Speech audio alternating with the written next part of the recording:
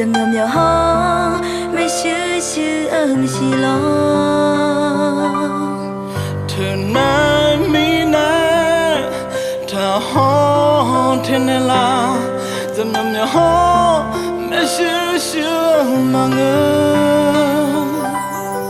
mình nuôi chế truy nhang nó ơ nữ gan mà gà gan à đi ngơ lo nữ chế ho nè nương dân ya ya mà gà gà mấy sư mà ngơ dám nhom nữ mà ani mẹ bưng nghe loan non tên nào ganu ơi đi mai ngơ na khó ganu ơi đi mai ngơ mà để chờ một lời như khó chỉ đi đi đi mà nhị gà lu cha lên thế lên nhà nữ khó chỉ ở nè gió mai đậm nhà thì có lối để đã lên mà nó thì đâu gì ni mà tha vô im mà thầm mà tới lên nhà thế thật biết điều đấy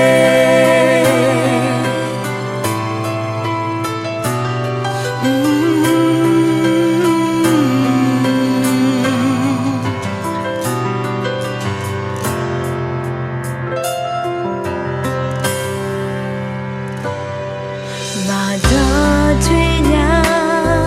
nó ở nữ ga dầm nhom nhỏ ho mấy sư ông chỉ lo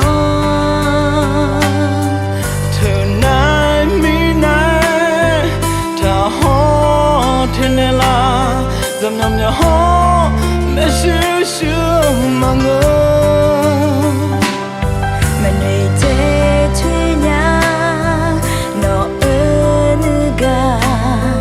mà gà gan à đi ngơ lo nữ chế ho nè nương giòn ya ya mà gà gà mấy sư mà ngơ dám nhom nữ mà ani mẹ bưng nghe loan non tên nào gà nu ơi đi mai ngơ na khó gà nu ơi đi mai ngơ mà để nữ chế ho nè ngà nó anh đi mà nhị gà lu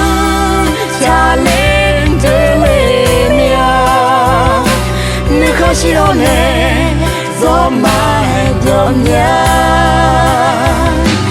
thì có lối để đã lên mà nó thì đâu gì ni mà tha vô im nhị gà lu cha lên thế lên nhà nữ khó chỉ ở nè gió mai đậm nhà thì có lối để đã lên mà nó thì đâu gì ni mà tha vô im mà thầm mà tới lên nhà thế